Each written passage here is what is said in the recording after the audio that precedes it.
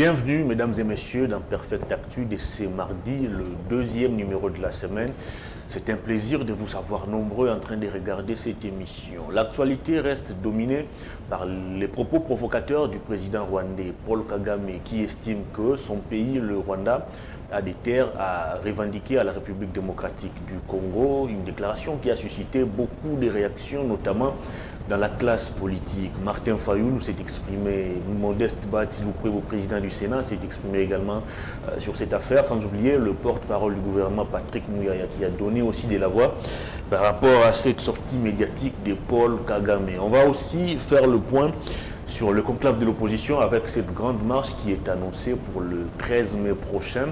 L'opposition qui exige la réqualification du processus électoral, mais aussi la recomposition du bureau de la CENI et de la Cour constitutionnelle. Est-ce que c'est possible que cela puisse se faire? On en parle au cours de cette émission. La loi Tchani, on va essayer d'y revenir également, avec des réactions également suscitées de part et d'autre dans la classe politique, au niveau de la société civile.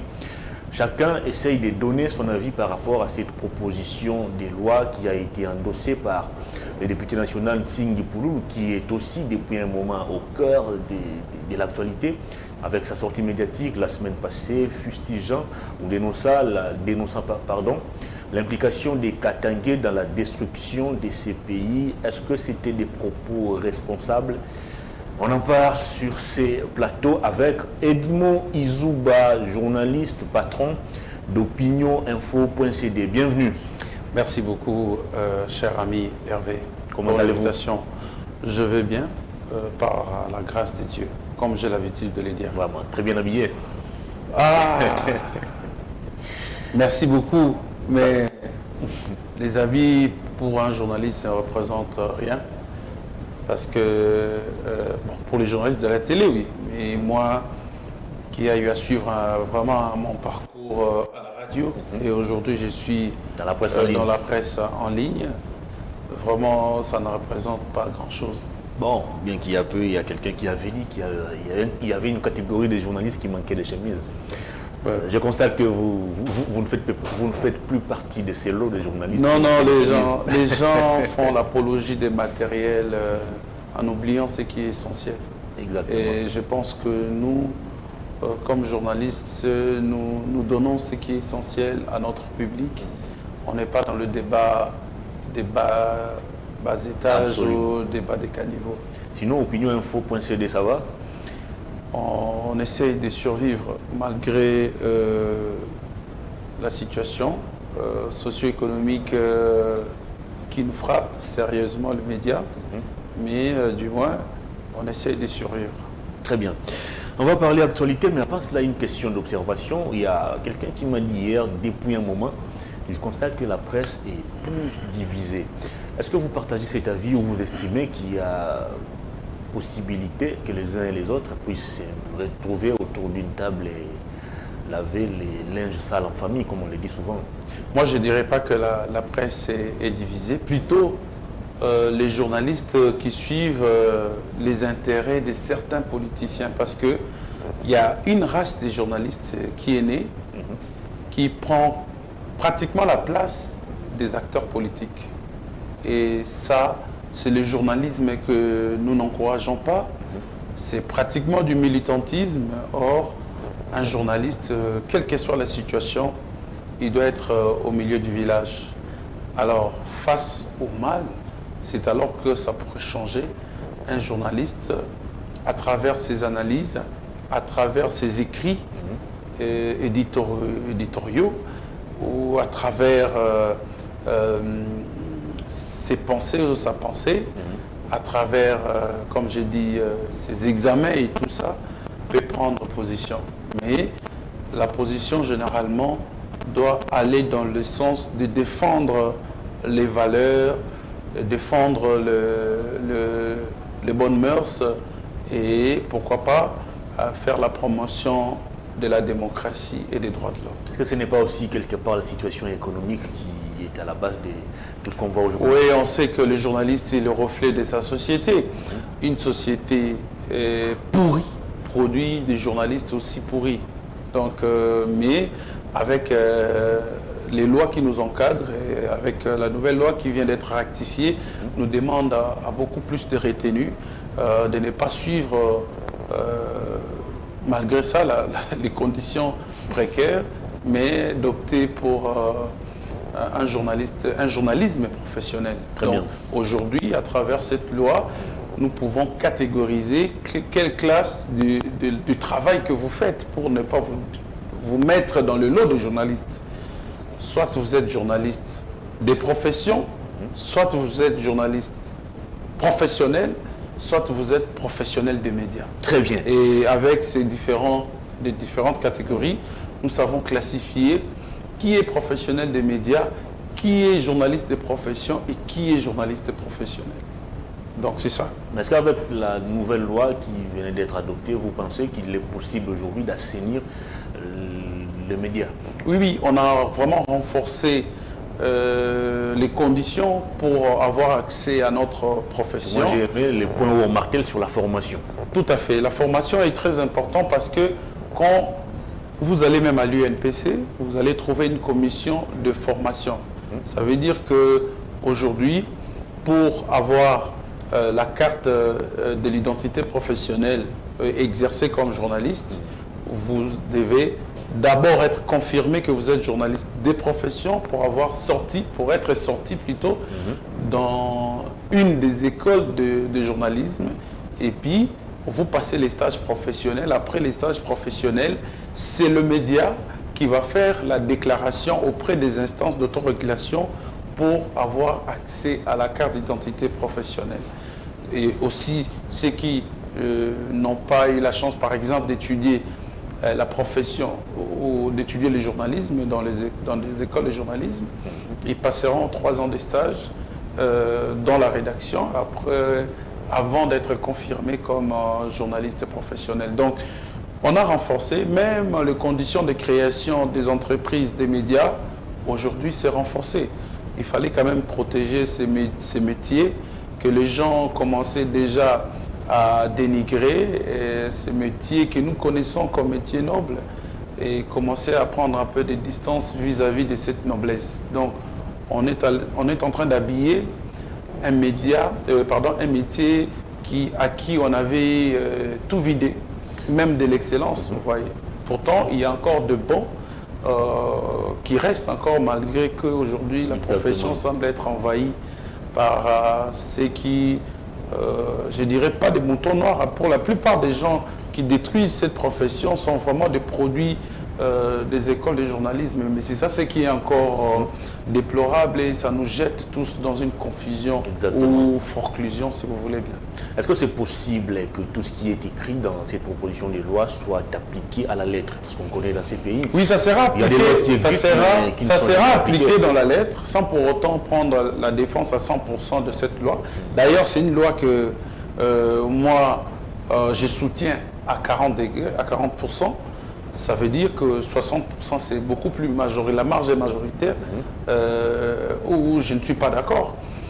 Par exemple, on attendait à la dépénalisation du délit de presse. On ne l'a pas. Le ministre a donné ses raisons, mais un pays qui est, qu'on dit être des démocraties, pouvait bénéficier une telle démarche, pouvait être bénéficiaire d'une telle démarche. Mais malheureusement, ce rendez-vous du grand soir nous a échappé. Mais voilà pourquoi j'ai dit les 40% qui restent, ça nous aide, nous les journalistes, pour protéger notre profession de moutons noirs, aussi des journalistes qui pratiquent, qui excellent dans des mauvaises habitudes et tout ça. J'ai dit que ça sera applicable parce que d'abord, avant la venue de cette loi, nous étions aux États généraux de la presse et de la communication. Après ces États généraux de la presse et de la communication, nous avons participé à plusieurs colloques et des tables rondes pour valider les options afin qu'ils soient retenus dans cette loi. Et l'option par la suite qui va venir, c'est l'Assemblée générale extraordinaire de l'Union nationale de la presse du Congo. Parce qu'il faut requalifier, il faut redéfinir même. Alors c'est là où nous allons d'abord faire la promotion de la nouvelle loi avant de procéder au changement de l'équipe et au changement des méthodes. Parce que l'UNPC doit connaître maintenant des nouveaux leaders qui vont travailler. Vous avez même vu la commission des disciplines, la manière dont nous le concevons sera beaucoup plus renforcée parce qu'il ne faut pas donner beaucoup de travail ou sembler donner beaucoup de travail aux magistrats, le travail qui devait peut-être être fait en amont. Donc, c'est des journalistes qui seront très regardants vis-à-vis du travail des autres journalistes. Donc, nous tendons vers l'excellence et je pense que malgré que je ne sois pas complètement d'accord avec cette loi, je la soutiens quand même parce que ça fait déjà la majorité, l'unanimité. Très bien, on va parler actualité. Les opposants se sont réunis la semaine dernière à Lubumbashi. Plusieurs résolutions dans leur déclaration ou communiqué final, notamment la réqualification du processus électoral, la recomposition du bureau de la CENI et de la Cour constitutionnelle et aussi une grande marche qui est prévue pour le 13 mai prochain. D'une manière globale, vous faites quelle lecture de ce qui a été dit dans la déclaration finale de ces conclaves? D'emblée, je commence d'abord par féliciter ces opposants parce qu'à un moment, on avait l'impression que l'opposition n'existait pas. En dehors des déclarations de l'Église catholique, mais ça commençait à chahuter, ça commençait à gêner de voir l'Église prendre complètement la place de l'opposition. Maintenant que l'opposition s'est composée ou recomposée, du moins l'opposition nous donne l'impression d'être organisée. C'est encourageant dans un pays démocratique. Maintenant, quand vous êtes organisé, il faut voir ce que vous amenez comme du contenu. Parce que cette organisation semble être comme une réplique à l'Union sacrée qui a signé la charte récemment. Et de l'autre côté, il y a eu aussi signature de la charte, c'est-à-dire les choses ont été un peu beaucoup plus organisées et que l'opposition, les leaders, certains leaders, parce qu'ils ne sont pas tous, certains leaders acceptent de composer ensemble. Ils ont projeté une marche pour le 13 mai. Décrier contre les mauvaises méthodes, les mauvaises manières de faire de la CENI. Bon, c'est tout à fait légitime pour une opposition qui ne voit pas clair, mais moi je me dis, est-ce qu'en Afrique il y a une opposition qui voit clair? Même en Europe, l'opposition est toujours synonyme à plusieurs revendications. Mais ce qui est bon, c'est que nous sommes dans un processus qui devait être inclusif. Et que aujourd'hui, je constate que l'inclusivité existe.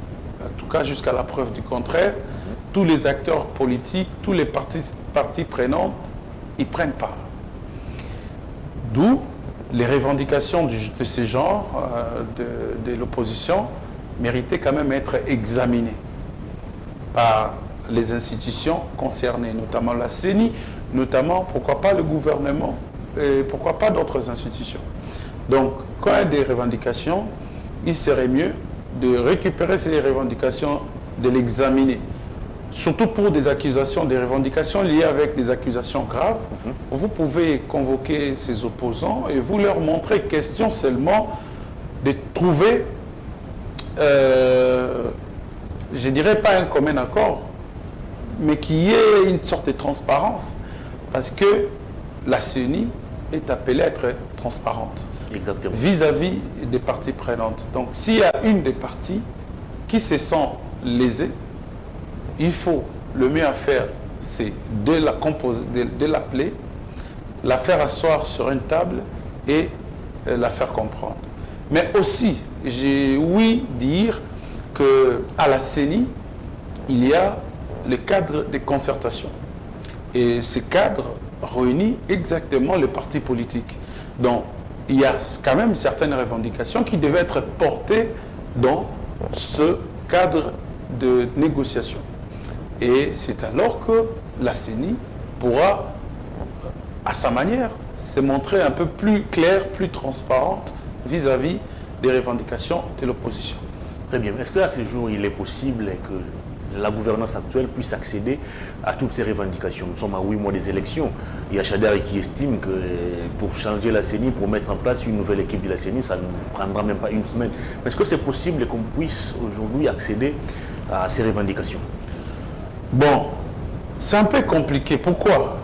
Déjà sur le plan technique, c'est pratiquement infaisable. On a laissé beaucoup de temps, des choses se sont succédées, se sont exécutées de cette manière-là. Et pendant ce temps, rappelez-vous, il n'y avait pratiquement pas de l'opposition. Rappelez-vous, pendant ce temps, l'opposition était bouche bée. C'est l'Église catholique qui s'est L'opposition a eu du vent en poupe quand Katumbi a quitté Tshisekedi. Parce que vous me parlez de Denis Kadima. Mais Denis Kadima a été désigné il y a plus d'une année. Où était-il? Tu vois? Ça nous amène quand même à réfléchir sur certaines questions ou certaines revendications. Et maintenant, à 8 mois, vous demandez à ce qu'on puisse tout changer. C'est comme si vous favorisez, sans le dire, les glissements. Je crois que l'opposition d'aujourd'hui n'a pas tiré les leçons du passé. Parce que, rappelez-vous, on a eu à faire l'opposition, mais la plupart des revendications de l'opposition permettaient à Joseph Kabila de tirer les choses à longueur. Et notamment, les toutes dernières revendications, c'est avec Étienne Tshisekedi, paix à son âme. Et quand les autres sont arrivés, vous avez même vu que même l'UDPS était divisé. Donc, vous amenez les choses à longueur, vous facilitez même, vous donnez même le pouvoir à Félix Tshisekedi de vous diviser avant d'aller aux élections. Donc, je pense qu'à un moment, il faut être conséquent vis-à-vis de certains engagements. Je ne suis pas en train d'indexer quelqu'un, mais j'appelle à cette opposition-là beaucoup plus de réflexion. Apparemment, les passés ne semblent pas vraiment corriger cette opposition. Il faut être très attentif à ce que nous faisons, à ce que nous voulons. Parce que si réellement nous étions contre Denis Kadima et qu'on est au gouvernement, on ne revendique pas, ça veut dire quelque part que nous étions d'accord. Et que par après, vous commencez à revendiquer vous-même, vous comprenez que nous sommes à 8 mois des élections ou à 6 mois par exemple des élections, comment y parvenir? Je ne pense pas qu'aujourd'hui, si on change le bureau de la CENI, un autre président de la CENI qui viendra va garder le même calendrier électoral. Aussi, vous devez savoir que ce n'est pas du jour au lendemain qu'on change un président de la CENI. On doit d'abord concerter, c'est concerter, c'est-à-dire Emmanuel Ramazani toutes les parties prenantes. Ça ne prendra même pas une semaine. C'est faux et archi faux. Pourquoi? Parce que il faut passer à la désignation. Qui désigne le président de la CENI? Cette désignation de Denis Kadima a failli faire basculer l'eau du bassin et les bassins parce que les confessions religieuses étaient tiraillées. Il y a eu des colibés de part et d'autre, des hommes, des dieux. Elles sont divisées jusqu'à ce jour. Alors maintenant, quand on demandera un nouveau président de la CENI, quelles confessions religieuses désigneront ce président? Et n'oubliez pas, la société civile est plurielle, est multiple, et aujourd'hui, il y a des pros et des anti. Donc, cette désignation nous prendra 3 mois. Et au-delà des 3 mois, il faut penser qu'il faut entériner les membres de cette commission. Ce sont des questions vraiment assez techniques que la politique ne pourra même pas résoudre. C'est bien beau de parler, mais quand on entre dans le domaine technique, je crois qu'il faut laisser les techniciens parler. Moi, j'ai fait plus de 10 ans accrédité à la CENI. Je comprends comment les choses se passent là-bas. Pour moi, j'estime que ces revendications sont légitimes, mais c'est vraiment des revendications qui sont en même temps tardives. On le ferait à temps, on le ferait de sitôt. Peut-être qu'on aura un autre président aujourd'hui à la tête de la CENI. Le faire aujourd'hui, c'est demander, c'est exiger les glissements sans les dire. Est-ce que le processus électoral en cours garantit-il de bonnes élections, ou des élections crédibles, comme on a souvent l'habitude de dire? En fait, moi aussi, j'ai toujours l'habitude de dire, j'ai dit, est-ce qu'au Congo, depuis que nous sommes là, nous avons déjà connu les bonnes élections? Parce que, à voir seulement comment Denis Kadima a été désigné, ça dit tout. Il y a plusieurs institutions aujourd'hui où l'opposition se plaint, le fait d'avoir pas participé. Notamment à la CENI. Voilà. Voilà. Alors, vous avez une sorte d'un paysage qui est déjà dressé pour un camp. Mais avec la passivité de l'opposition. Avec la passivité de l'opposition. Parce que si l'opposition était aussi forte, les choses ne devraient pas se passer de cette manière. Attendez un peu, Moïse. Vous On a vu rappelez le président de la République ici récaler la nomination, la désignation de Ronsard Malonde à la CENI parce que ça posait problème. Oui. Mais comment le même président de la République s'est permis d'entériner une décision qui divisait déjà en amont? Comment pouvait-il accepter d'entériner un bureau de la CENI où il n'y a pas de représentants de l'opposition, où il y a des gens qui Non, ont été... il n'y a pas de représentants de l'opposition, c'est vous qui me le dites. Il y a quelqu'un de l'opposition là-bas?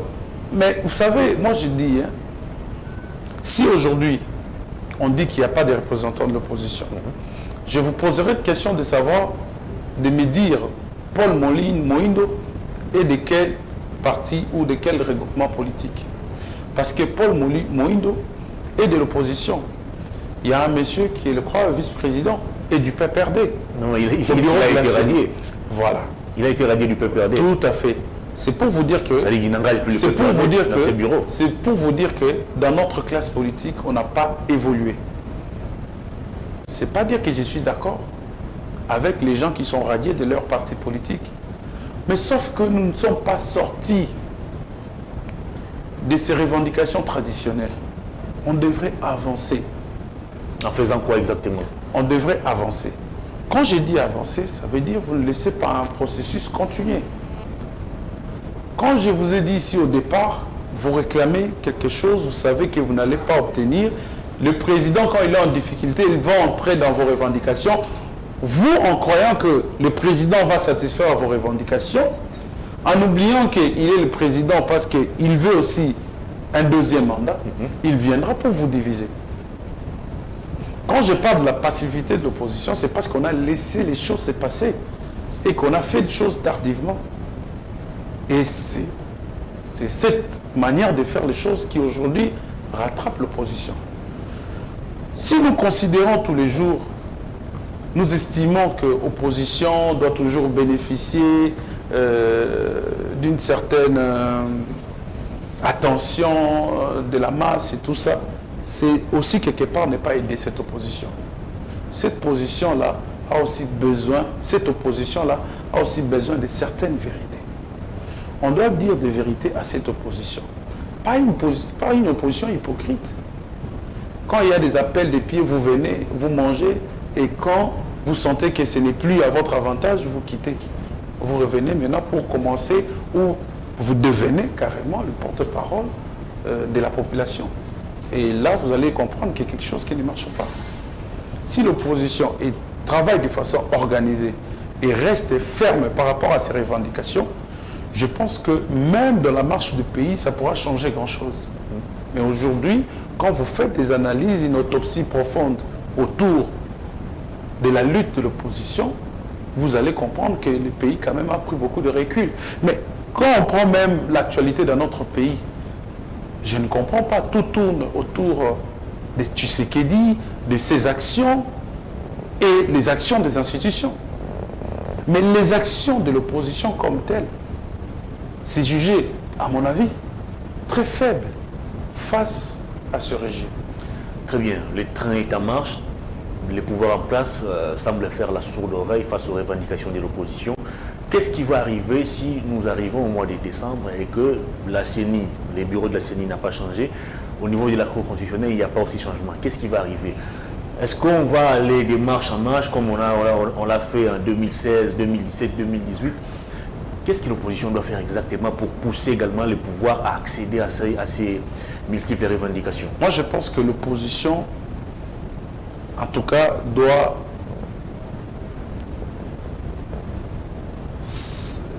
J'ai dit, il y a un terme que je voulais utiliser. L'opposition doit être ancrée dans la masse. Doit devenir cette opposition-là de la masse. Ce n'est pas le cas actuellement? Non, actuellement, ce n'est pas le cas. Actuellement, ce n'est pas le cas. Actuellement, c'est-à-dire la masse est plongée dans une misère où on confond même l'opposition, majorité, tout ça. C'est une sorte de bouillabaisse. Les lignes commencent à se dessiner maintenant avec l'arrivée des Katumbi dans l'opposition, avec ces regroupements méga plateformes qui viennent d'être créées. Il faut travailler maintenant sur la dynamique interne et travailler aussi à l'externe pour multiplier la pression. L'opposition ne gagne que par pression.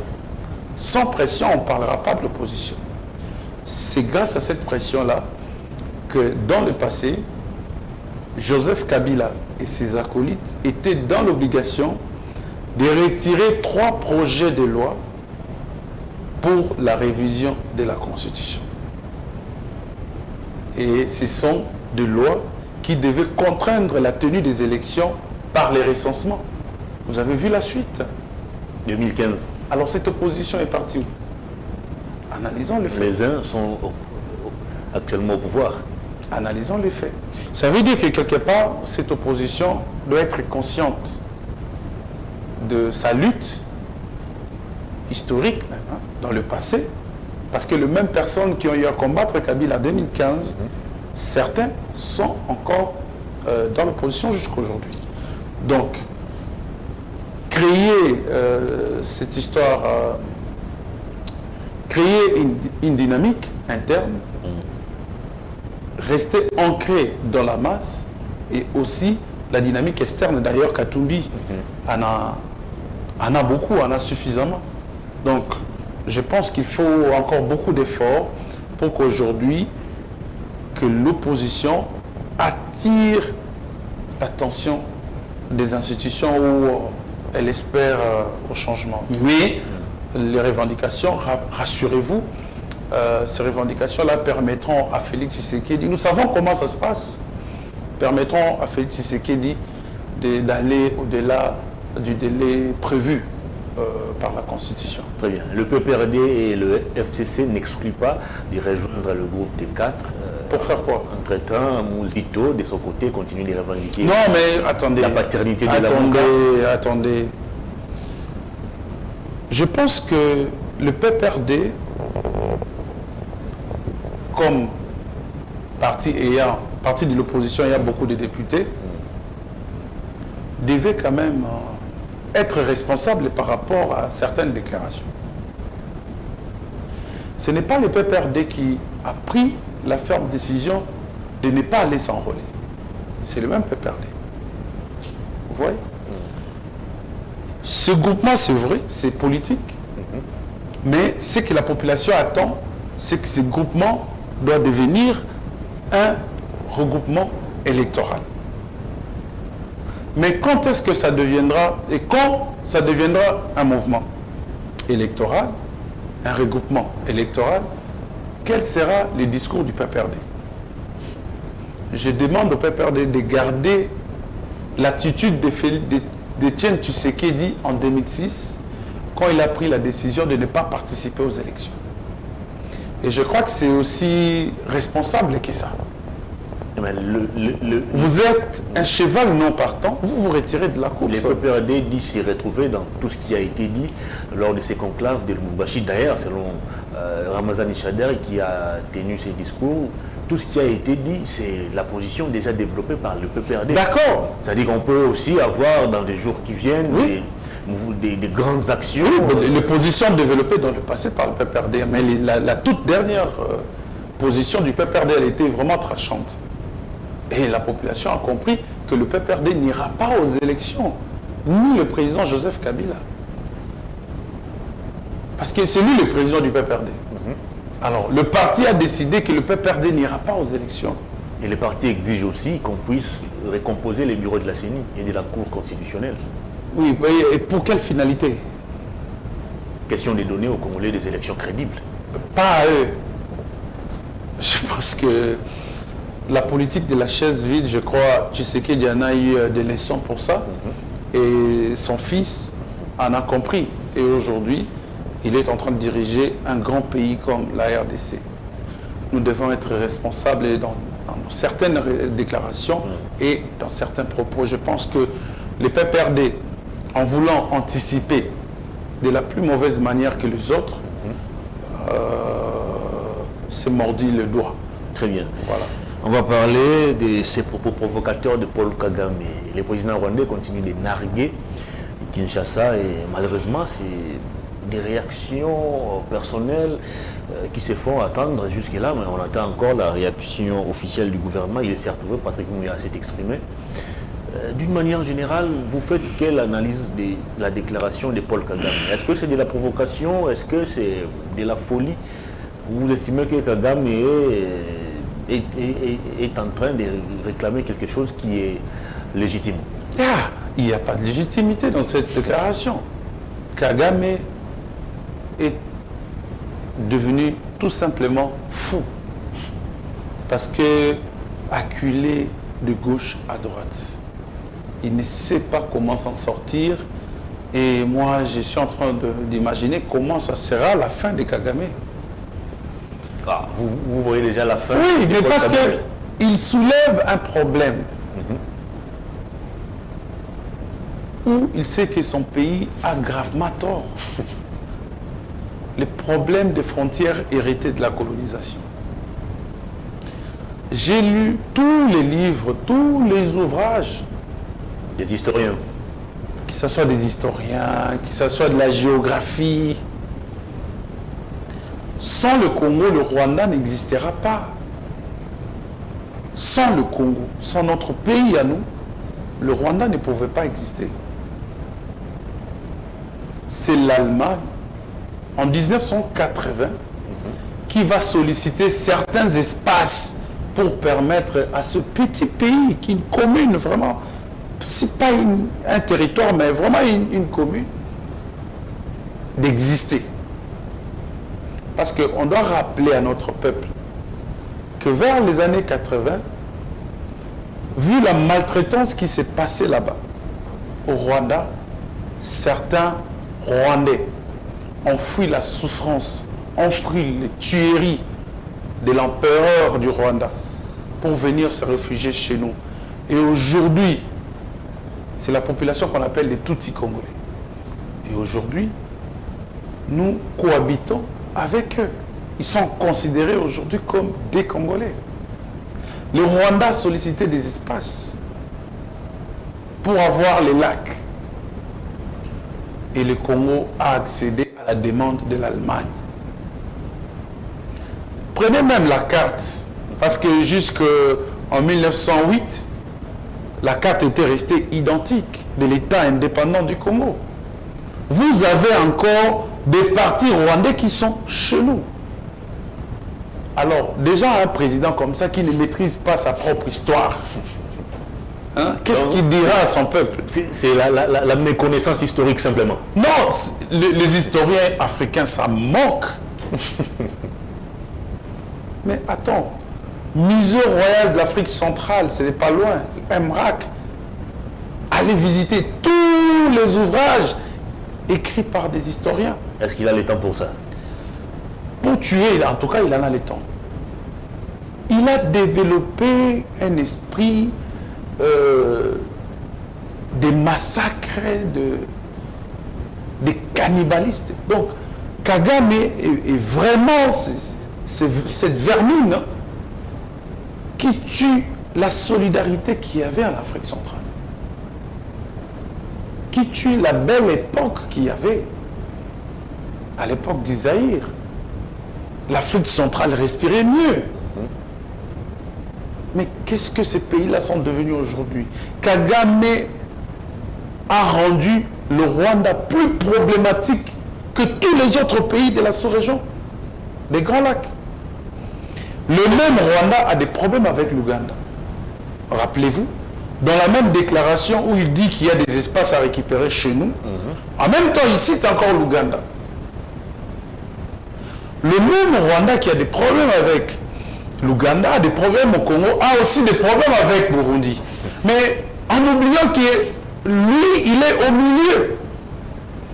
Et que si tous les trois pays on peut l'asphyxier. s'est consecté, pourrait l'asphyxier. Et heureusement, les pays là ont compris que le problème, ce n'est pas le Rwanda. Mais c'est son président. C'est son président et c'est ce régime-là qui s'est installé en dictateur, en tueur, parce que Kagame tue ses opposants. Il ne le maltraite même pas, il les tue. Même que vous soyez au pays, que vous soyez en asile, il a des mécanismes pour vous traquer et vous tuer. Mais comment stopper aujourd'hui ces C'est un sanguinaire, Kagame. Et c'est ce président-là qui semble être soutenu aujourd'hui par les Américains. Les chouchous des Occidentaux. Voilà. Toutes les ambassades occidentales soutiennent Kagame. Pour quelle raison et pour quelle contrepartie? Parce que le pays est pauvre, le pays ne produit rien. Et quand vous allez gratter l'histoire, vous allez comprendre que toutes les zones convoitées aujourd'hui dans l'est de la RDC, ce sont des zones minérées qui nourrissent ces pays-là. On doit faire très attention. Bon, bref, il s'est dévoilé aussi, parce qu'on a toujours pleuré nos morts, 10 millions de morts aujourd'hui, on n'en connaissait pas les véritables auteurs de ce massacre. Aujourd'hui, le massacreur lui-même se pointait du doigt. Il a soulevé haut la main pour dire, voilà, tout ce qui se passe au Congo autour du M23, CNDP et tout ça, l'histoire des guerres, je suis des responsables. Des responsables, voilà. Donc aujourd'hui, nous avons désigné directement Paul Kagame au lieu de passer par de gauche à droite, par, comment on dit, le dos de la cuillère, pour désigner les responsables. Aujourd'hui, les responsables de tous les massacres dans l'Est du Congo, 10 millions de morts, c'est Paul Kagame. Je vous transcris, ou je vous transmets cette complainte du journaliste congolais qui pose la question à Emmanuel Macron. Il dit, même s'il faut comparer 800 000 morts des génocides rwandais, aujourd'hui c'est devenu comme un chantage partout où on passe, on dit non, il faut protéger ces pays qui sortent des génocides, d'accord, mais contre 10 millions de morts de Congolais tués, la compassion devait être penchée de quel côté? Vers le Congo. Alors, pourquoi on veut changer l'histoire? Pourquoi on veut faire croire à l'Afrique comme si l'Afrique n'avait pas des yeux pour voir? Donc, aujourd'hui, nous comprenons que le véritable commanditaire de tous les massacres, derrière le mouvement rebelle de Kishiche, le massacre de Walikale, les massacres de Beni, les massacres de Butembo, les massacres de Bukavu, les massacres de Kamanyola, c'est Kagame. Très bien. Alors aujourd'hui, ça ne sert plus à rien d'évoquer le silence de la communauté internationale. Mais comment interprétez-vous à ce jour ce silence observé par l'Union africaine et toutes les organisations régionales après cette sortie médiatique honteuse du président rwandais? D'abord, les présidents africains, je ne sais pas s'ils ont même le courage de se décider pour l'avenir de leur propre pays. C'est ça ce que le président Tshisekedi semblait dire à Emmanuel Macron. Nous voulons des partenaires qui nous aident à développer le pays et non de partenaires qui nous critiquent, qui nous dénigrent à tout le temps, qui ont des visées impérialistes. C'est ça ce que le président de la République a déploré devant un impérialiste, Emmanuel Macron. Pas un impérialiste, un des impérialistes. Parce qu'on peut comprendre facilement les choses, comment ça se passe au Congo. Depuis 1990, c'est toujours la France qui décide sur le Congo. Que ce soit au Conseil de sécurité ou que ce soit à l'Union européenne. C'est toujours la France. Et aujourd'hui, vous avez les présidents africains qui sont, entre guillemets, comme des marionnettes. Ils ne savent pas se décider contre le Rwanda parce qu'ils savent qu'ils sont nourris par l'Union européenne, ils sont nourris par les dons et legs des Nations Unies. Vous vous rendez compte, des grands sommets, des présidents se réunissent et attendent de l'aide financière de la Banque mondiale, de l'Union européenne ou des Nations unies. Ça dit, ce sont des présidents qui sont là, qui gouvernent, mais qui ne gèrent pas leur pays et qui ne décident rien. C'est triste alors. On a vu comment le président de la République, Joseph Kabila, a été malmené pour avoir eu le courage de signer un contrat avec les Chinois. Le président de la République. Un président de la République malmené sur la scène internationale parce qu'il a décidé qu'il était mieux de coopérer avec les Chinois qu'avec d'autres pays. Mais malheureusement, bon, ce contrat-là n'a pas abouti parce qu'il y avait des intérêts cachés derrière.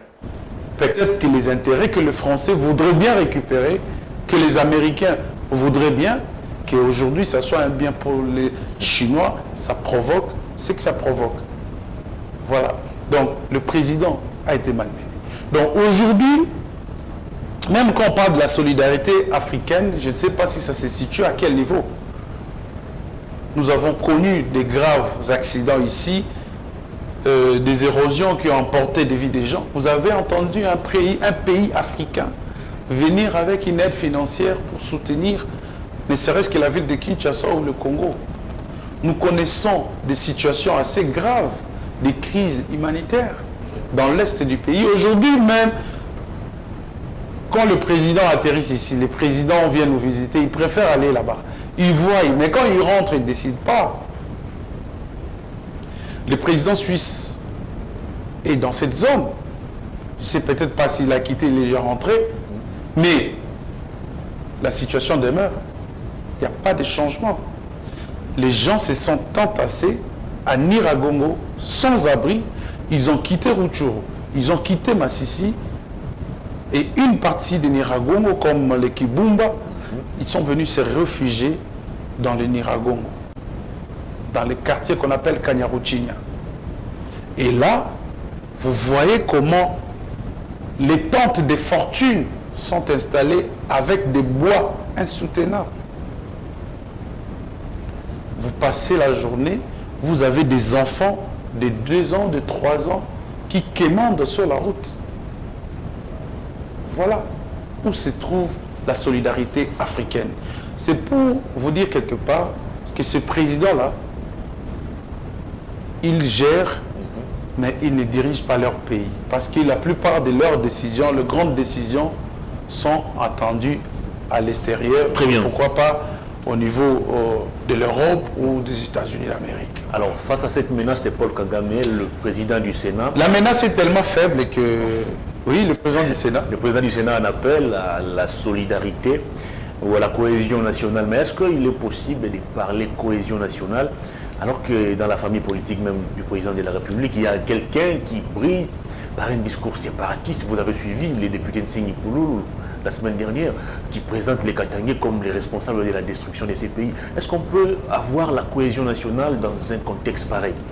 D'abord, il ne faut pas se perdre. Singipulu ne fait pas partie des institutions, ou d'un leader des institutions, ou d'un des leaders du régime. Singipulu a fait ses déclarations, et ce sont des déclarations assez graves, Qui ne sont pas qui méritaient même l'attention du procureur. Ah oui. Comme le propos aussi de Christian Mwando. Que ce soit un exemple qu'il évoquait, que ce soit... Il a été vraiment mal placé à le faire. Il faut condamner tout élan visant à diviser les Congolais de l'interne. Il faut condamner toute initiative visant à diviser les Congolais de l'interne. L'initiative qu'il faut privilégier pendant cette période, c'est des initiatives liées à des mémoires collectives, à l'unité nationale, à renforcer davantage cette unité. Des campagnes et des campagnes devaient être menées autour de ça. Non, et non nous jeter dans une espèce de distraction. que ce soit des Tingui Pouloulou ou des Christian Wanda. On devait rester concentré face à la menace. La menace est là, l'ennemi parle tous les jours. Nous devons trouver le mécanisme pour mettre en déroute cet ennemi. À l'époque de Mobutu, peut-être que beaucoup de gens ont de mémoire courte, c'était l'unité nationale qui a à plusieurs fois sauvé nos territoires, plusieurs fois sauvé nos frontières. N'eût été le concept de l'unité nationale que Mobutu a vulgarisé, le pays serait parti en grande. Mais pourquoi on ne sait pas le faire? Mouzé Laurent Désiré Kabila est venu parce que le Rwandais pensait que nous avons réussi à chasser Mobutu et tout ça, on restera en paix et on profitera de l'espace. Mais ils ont sémé dans le vent, encore une fois de plus, parce qu'ils pensaient que Mouzé était un agneau. Mais quand Mouzé a récupéré le pouvoir, je crois qu'il a montré de qui s'agit-il, de quel Mouzé on parlait, parce que c'est un nationaliste. Et vous avez vu le plan Mouzé, comment le Rwanda, pour la énième fois, a encore été mis en déroute. Joseph Kabila, même en arrivant, il a cherché à comprendre d'abord c'était quoi le problème, mais par après, il les a divisés, il les a émiettés. Aujourd'hui, il nous a inventé cette histoire du M23. Le M23, c'est les CNDP, ce n'est pas le mouvement rebelle, les terroristes qui sont là, qui tuent, sans vergogne. Donc, les choses avec notre pays, ce n'est pas seulement par, je dirais, la guerre que nous gagnons. Nous gagnons aussi tout en étant solidaires, tout en privilégiant cette unité nationale. Parce qu'il y a quand même certains esprits faibles qui semblent soutenir le mouvement des rebelles, qui sont aussi de leur côté. Mais nous savons que dans cette histoire des rebelles et tout ça, il y a une unité de lutte rwandaise qui frappe en premier et puis se retire pour qu'il y ait des civils venir se faire filmer ou faire des interviews. Nous savons.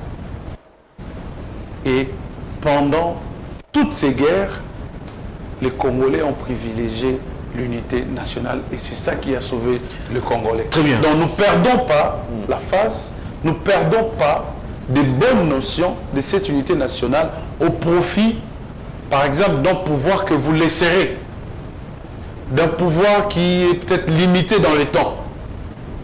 Mais ce pays-ci, nous ne pouvons pas le perdre. Très bien.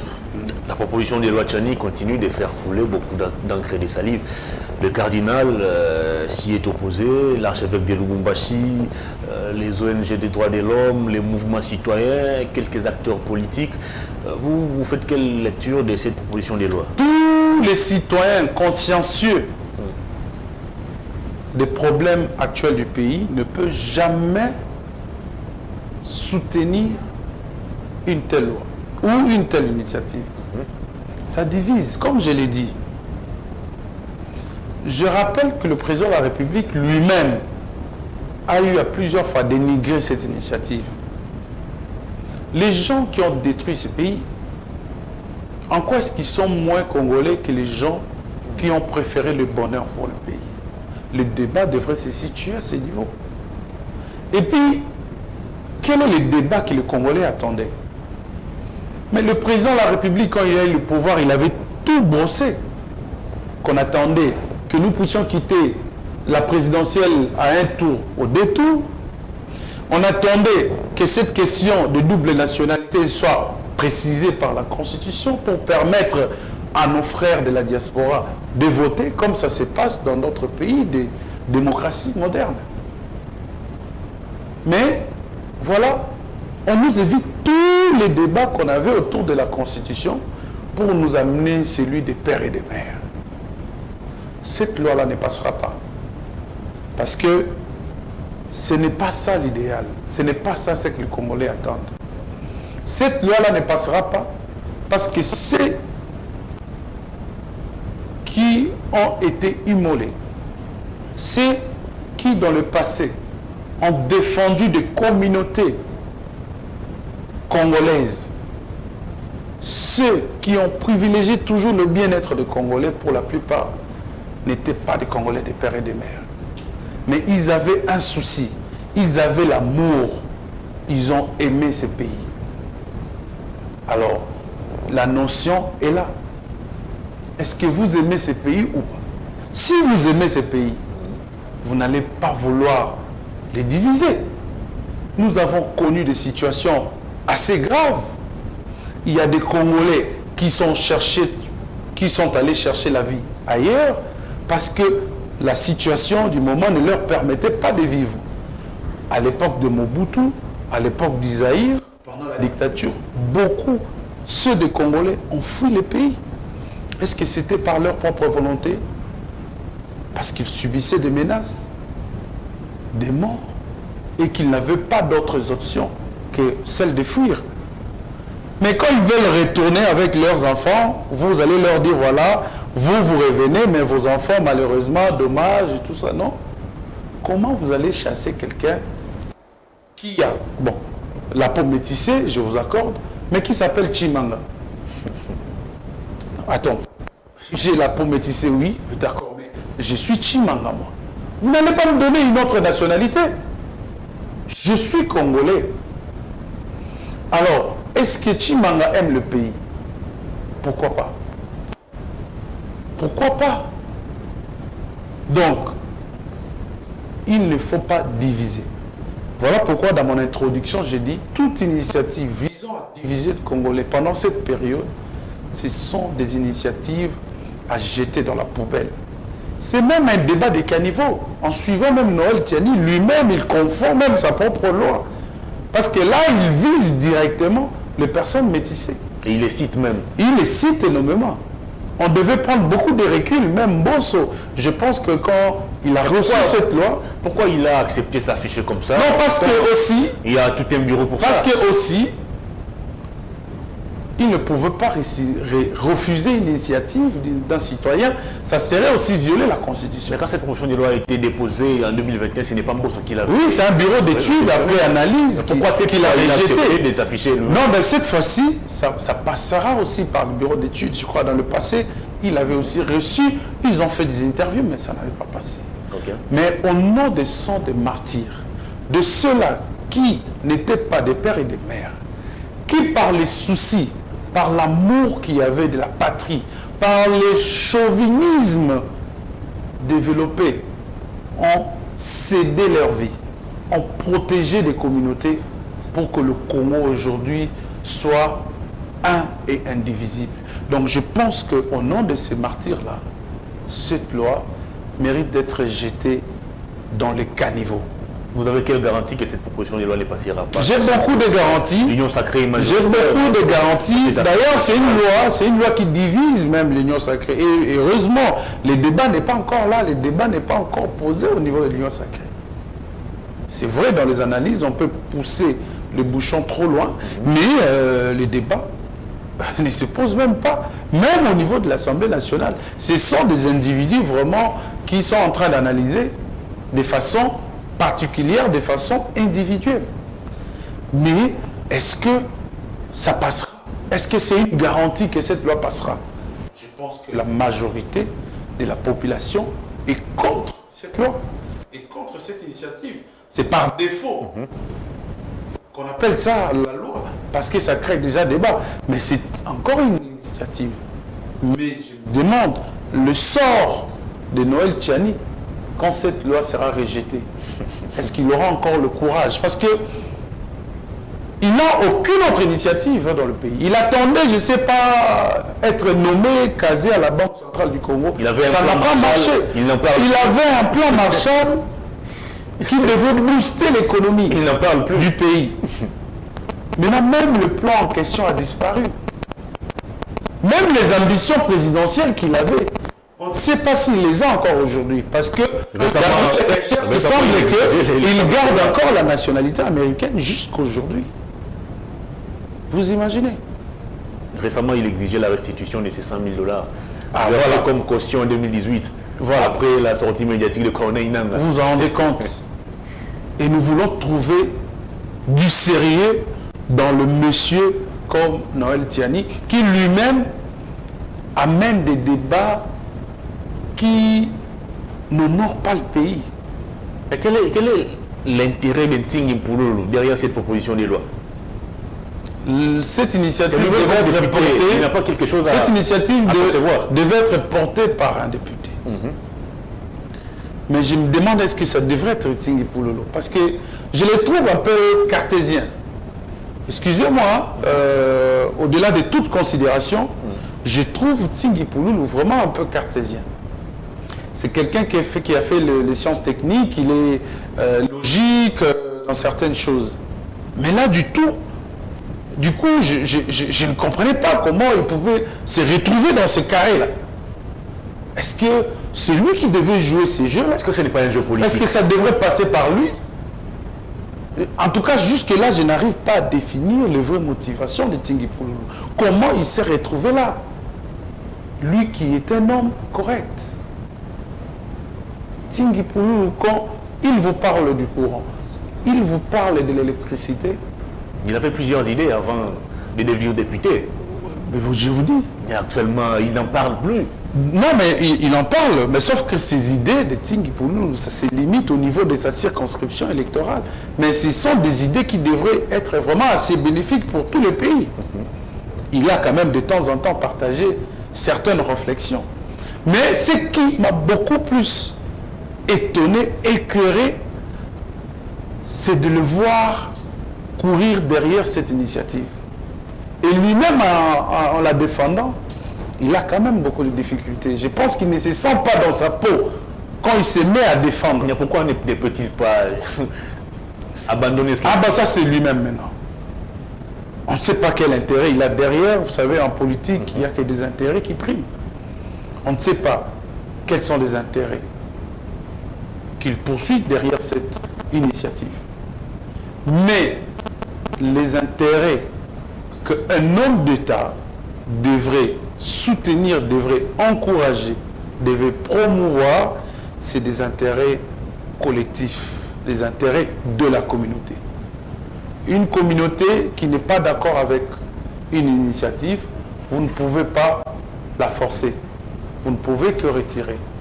Et j'ai beaucoup apprécié le président Tshisekedi quand il sent qu'il y a une forte pression du côté de la population, il se rétracte toujours. Et dans plusieurs initiatives qui ont failli dérouter ses actions ou sa vision, il a toujours pris des reculs pour ramener les choses à la droite ligne. On va terminer l'émission. Grand merci à vous, cher Edmond, pour avoir sauvé l'émission. C'est à moi de vous remercier. Je pense que c'est la première fois, mais ça ne sera pas la dernière fois. Très bien. À chaque fois quand vous me sollicitez, souvent je suis inondé de travail à faire. Mais au moins aujourd'hui, nous avons trouvé l'opportunité d'en parler. Vraiment. Même si je ne crois jamais quand je lui dis que les vieux est allé au cours. Il dit non, il faut laisser. Oui. Donc c'est ça. Mais aujourd'hui, voilà, les temps nous a permis de parler, d'analyser sur le problème de mon pays. Très bien. Ça en est fini pour le deuxième numéro de Perfect Actu de la semaine. J'avais reçu pour vous Edmond Izouba, il est journaliste, promoteur du site d'information opinioninfo.cd. Avec lui, nous avons passé en revue les grandes questions d'actualité. On se retrouve demain mercredi pour la suite de Perfect Actu. Au revoir, bonne évasion sur nos antennes.